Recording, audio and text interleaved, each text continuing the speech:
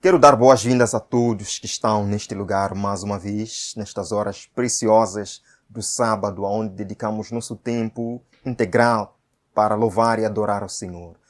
A nossos irmãos também que nos acompanham pelo canal Escola de Profecia, sejam todos bem-vindos a este sermão que a mim toca pessoalmente e eu sei que irá tocar a todos nós pela graça de Deus. Vamos começar com uma palavra de oração.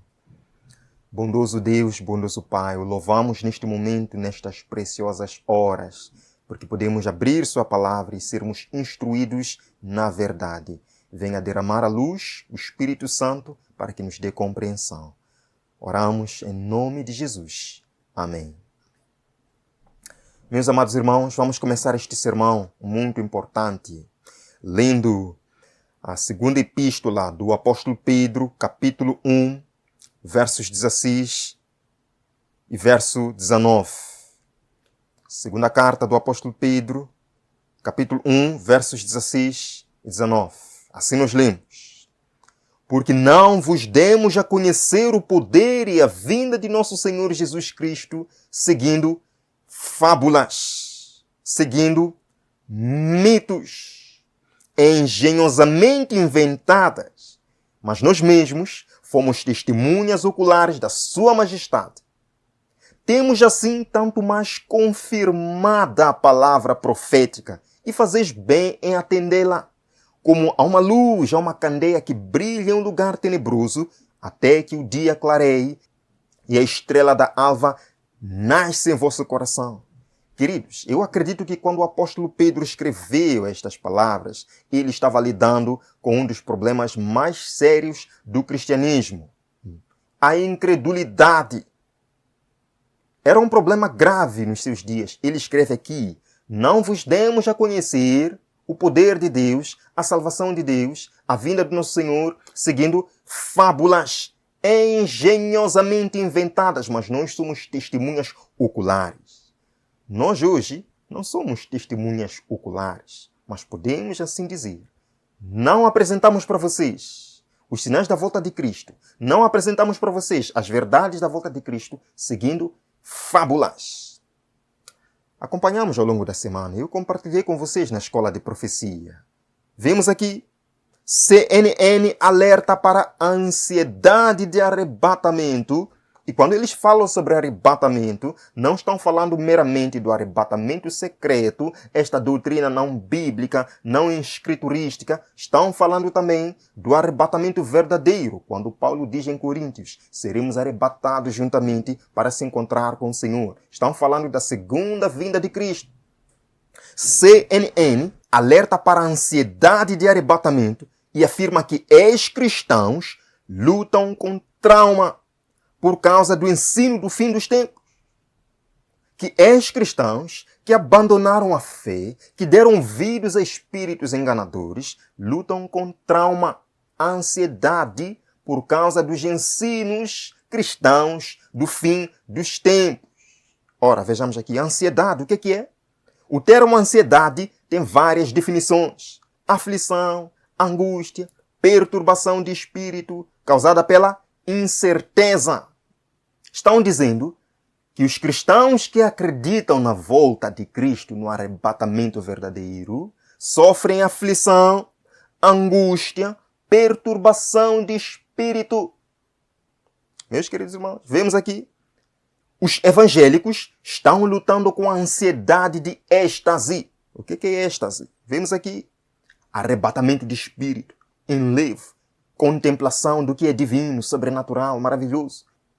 Estão sofrendo problemas mentais, êxtase, arrebatamento dos sentidos por estes ensinos cristãos sobre o arrebatamento, sobre o final dos tempos. Mas a pergunta que eu poderia fazer é: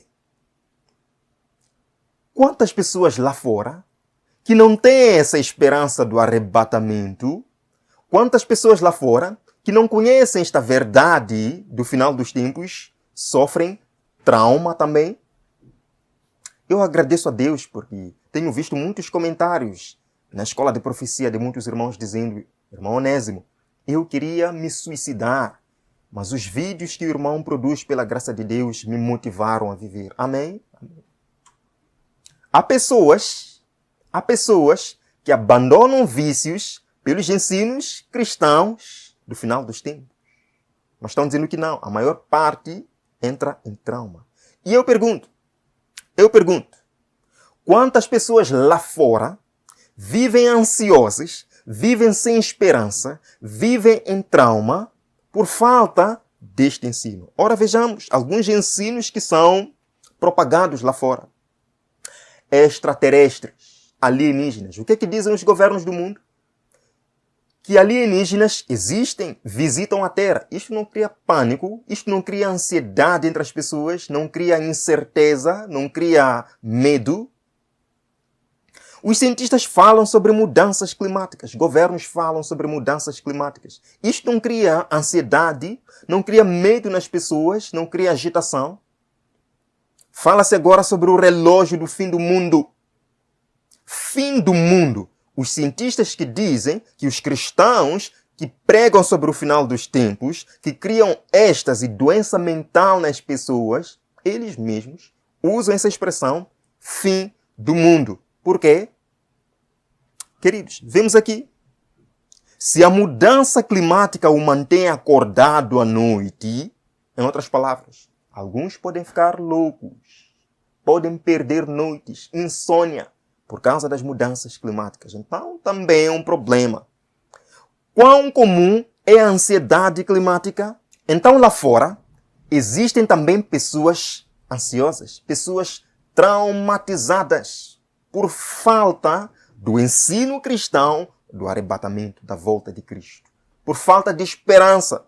Vemos aqui, a desesperança da mudança climática é uma condição real. É uma condição real. E eu pergunto, qual é a esperança para essas pessoas? Se o arrebatamento é loucura, se o final dos tempos é loucura, que a vinda de Cristo é uma loucura, é um mito, é uma fábula, que esperança existe para essas pessoas? Chama-se ansiedade climática e é uma condição real de saúde mental que pode levar tempo para ser resolvida. Eles não falam muito sobre isso, apenas dizem, veiculam na CNN, que os cristãos que acreditam no final dos tempos, que pregam o arrebatamento, sofrem de doença mental.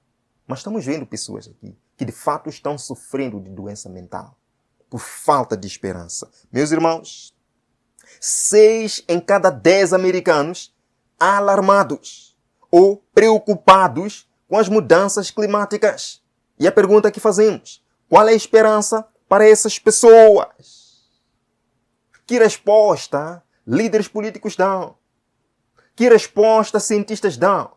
Se o arrebatamento, a volta de Cristo que vai resolver os problemas deste mundo é um mito, que esperança existe para a humanidade? Vemos aqui, os americanos estão cada vez mais alarmados com o aquecimento global. Está ficando um problema. Médico frustrado diagnostica a mulher com mudança climática. É um problema mental. A geleira do juízo final está por um fio. As mesmas pessoas que ridicularizam a Bíblia, que ridicularizam os ensinos sobre o final dos tempos, estão dizendo a geleira do juízo final. Não estão alarmando as pessoas? Não estão deixando as pessoas ansiosas? Não estão deixando as pessoas traumatizadas? Queridos, geleira do fim do mundo pode colapsar em breve. Outra aqui. Relatório climático da ONU. Estamos a caminho do desastre. Isto não está alarmando as pessoas, segundo eles. Somente os ensinos cristãos do fim dos tempos, do arrebatamento, é que está alarmando as pessoas. Eles não. Relatório climático da ONU diz que o fim da humanidade está próximo. Mas eles não estão alarmando as pessoas. Eles não estão deixando as pessoas ansiosas com isto. Somente os cristãos que pregam o final do mundo. Meus queridos irmãos, que esperança há para estas pessoas? Que esperança há? Diz aqui, segunda carta do apóstolo Pedro, capítulo 3, versos 11 a 13. Lemos juntos. Ora, se tudo que existe será assim aniquilado, a própria ONU está dizendo, estamos caminhando para um desastre. E a pergunta que Pedro faz para nós aqui é: se tudo que existe será assim aniquilado como a ONU está dizendo, que espécie de pessoas é necessário que sejais? Pessoas que vivem em santidade e piedade, aguardando o dia do Senhor e apressando a sua vinda. É para aguardar o dia do Senhor e apressar a sua vinda, viver em expectativa, em ansiedade pela vinda do Senhor. Eles dizem, não. Isso aí cria problemas mentais. Meus queridos, naquele dia, os céus se dissolverão pelo fogo e todos os elementos ardendo se dissiparão com o calor. É verdade que isto vai acontecer. É verdade que em algum momento estes eventos antes da volta de Cristo vão aterrorizar o mundo, ou estão aterrorizando o mundo, como apresentam nos filmes. Mas Pedro termina dizendo: todavia, confiados em sua promessa, esperamos novos céus e nova terra, onde habita a justiça. O final de tudo é este. Então o ensino sobre o arrebatamento não deveria alarmar o mundo, como eles dizem que alarma. Não deveria deixar as pessoas com doença mental, como eles dizem que deixa. Porque esperança. Há um novo céu e uma nova terra que Deus está preparando, onde não haverá mais problema, maduro. Sim, essa é a esperança do cristão. Quando Pedro diz para aguardarmos, ele está dizendo para esperarmos, para vivermos em expectativa, para vigiarmos, guardarmos, velarmos, olharmos. Não só, o apóstolo Paulo também escreveu para Tito. No capítulo 2, verso 3, nós lemos: enquanto aguardamos a bendita esperança, o glorioso retorno do nosso grande Deus e Salvador Jesus Cristo. Enquanto aguardamos, enquanto vivemos em ansiedade e expectativa por esse evento. Judas, verso 21. Conservai-vos no amor de Deus, aguardando confiantemente a misericórdia de nosso Senhor Jesus Cristo para a vida eterna. Fazendo o quê? Aguardando, vivendo em expectativa, apressando o dia do Senhor. Isto não cria doença mental, isto não cria pânico, isto não cria trauma. Isto traz esperança, amados irmãos. Sim, isto traz vigor e vida para as pessoas. Os especialistas estão zombando de nossa fé, de nossa crença na volta de Cristo. Eles dizem, para alguns cristãos, a ansiedade do arrebatamento pode levar a uma vida inteira para curar. É uma doença crônica. Eles dizem, a ansiedade do arrebatamento, como é frequentemente chamada, é reconhecida por alguns especialistas em fé e profissionais de saúde mental como um tipo de trauma religioso. Que essas pessoas que pregam, que ensinam isso, são loucas. Está isto claro, amados irmãos? Fato é que existem na Bíblia vários exemplos de pessoas usadas por Deus para divertir o mundo, usadas por Deus para divertir o povo do perigo iminente. Pessoas essas sendo consideradas loucas. Vemos aqui o primeiro exemplo. Mateus capítulo 24, lemos, para começar. E como foi nos dias de Noé, assim será também a vinda do Filho do Homem. Porquanto, assim como nos dias anteriores ao dilúvio, comiam, bebiam, casavam, davam-se em casamento, até o dia em que Noé entrou na arca, e não perceberam, amados irmãos, não perceberam, até que veio o dilúvio e os levou a todos. Assim será também a vinda do Filho do Homem. Noé pregou. Eu acredito que no começo muita gente ouviu, mas percebendo que o tempo passava e nada acontecia, as pessoas foram desistindo. Não só desistindo, mas zombando. Este velho está louco. Ora, vejamos um texto aqui.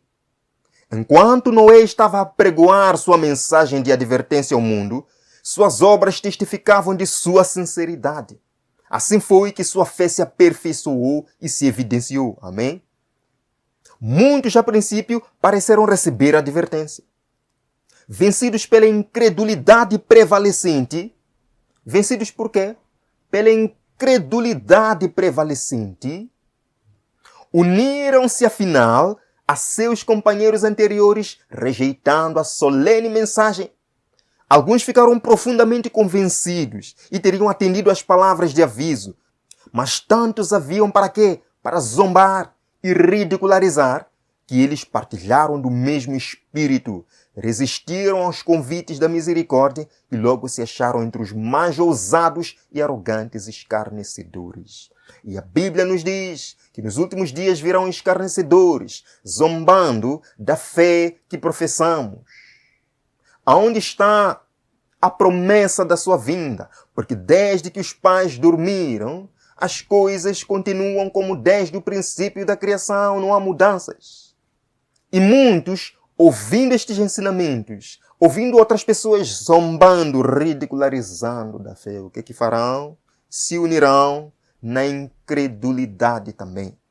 Meus irmãos, encontramos mais um exemplo na palavra de Deus de homens usados pelo próprio Deus para advertir o mundo de um perigo iminente.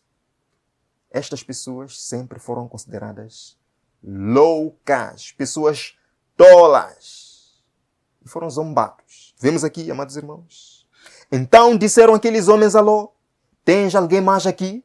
Teu genro e teus filhos e tuas filhas, todos quantos tens nesta cidade, tira-os fora deste lugar. Porque nós vamos destruir este lugar, porque o seu clamor tem aumentado diante da face do Senhor, e o Senhor nos enviou para destruí-la.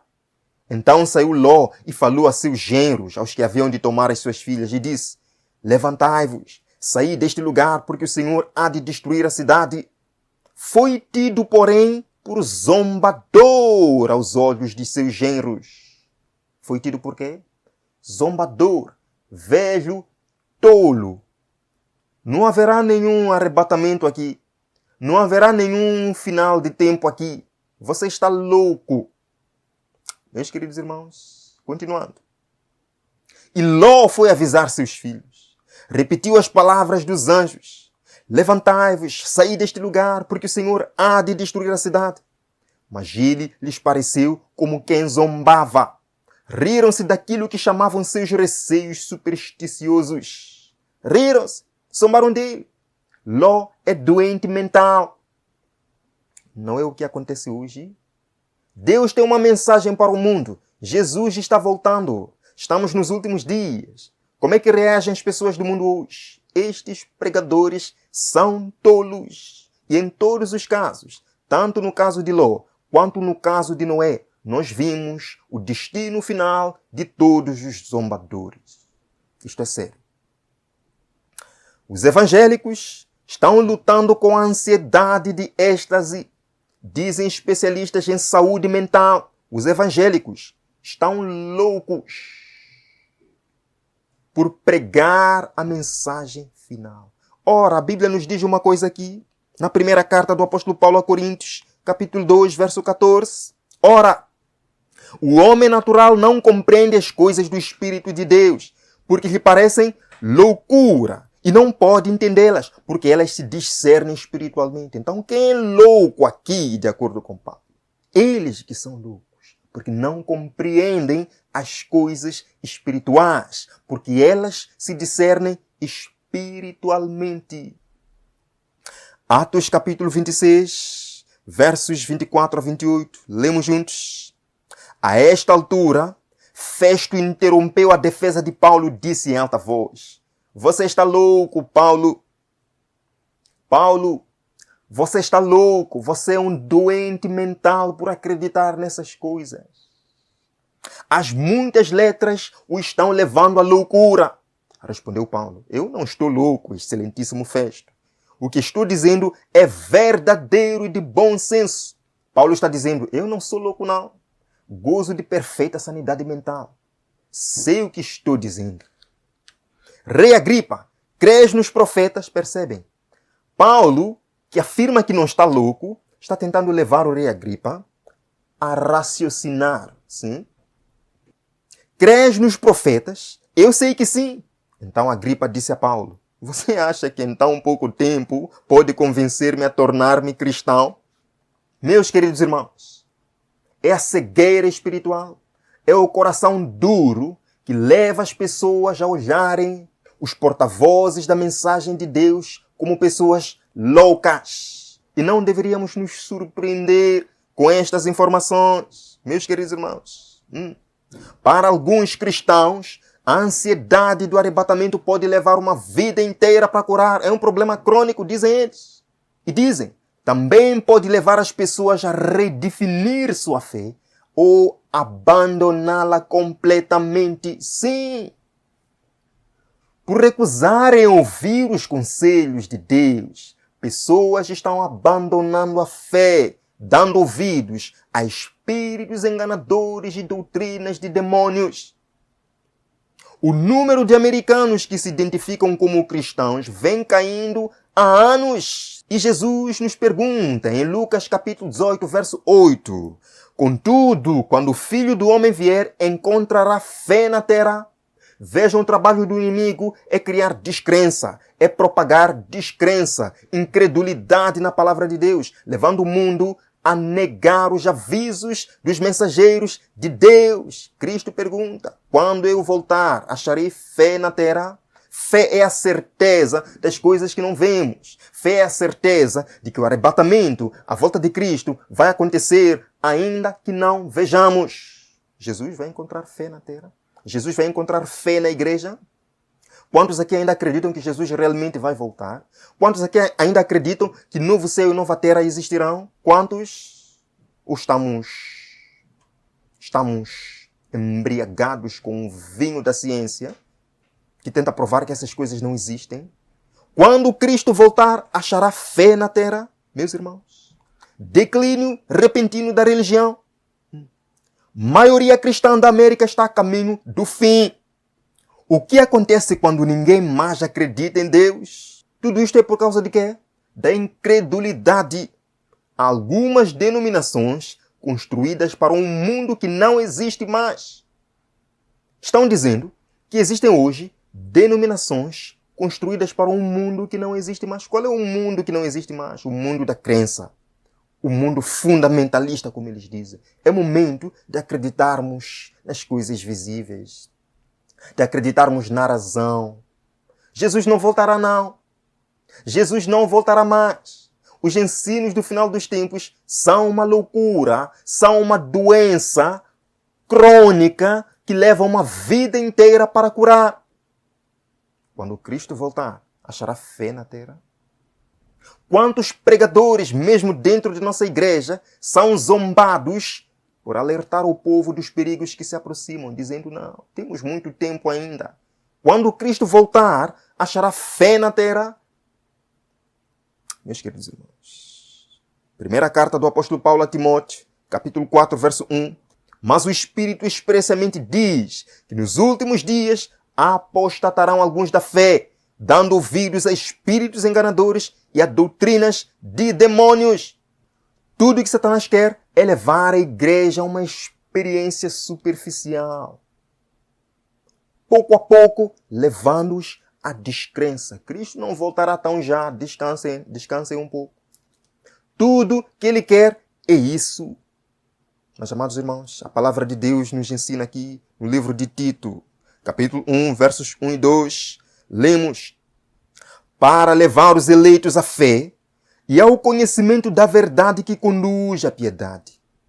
Fé e conhecimento que se fundamentam na esperança da vida eterna, a qual Deus, que não mente, prometeu antes dos tempos eternos. Poderia ouvir um amém? Não vos fazemos conhecer a vinda do Senhor seguindo fábulas, porque o Deus que não mente, já nos apresentou. A vida eterna Ele prometeu antes dos tempos eternos. E a fé tem que se fundir com o conhecimento. Deus não nos manda crer cegamente. Ele nos dá evidências do que o que Ele prometeu vai acontecer. Os sinais estão se cumprindo. E muitos dizem que isto aqui não significa nada. Quando Cristo voltar, achará fé na terra? Hebreus capítulo 3, versos 12 a 14, chegando ao final. Cuidado, irmãos, para que nenhum de vocês tenha coração perverso e incrédulo, que se afaste do Deus vivo. Ao contrário, encorajem-se uns aos outros todos os dias, durante o tempo que se chama hoje, de modo que nenhum de vocês seja endurecido pelo engano do pecado, pois passamos a ser participantes de Cristo desde que de fato nos apeguemos até o fim à confiança que tivemos no princípio. Cristo voltará. O arrebatamento vai acontecer, acredite você ou não, porque o Deus que não mente prometeu. E eu confio nesse Deus. E somos encorajados aqui pelo apóstolo Paulo.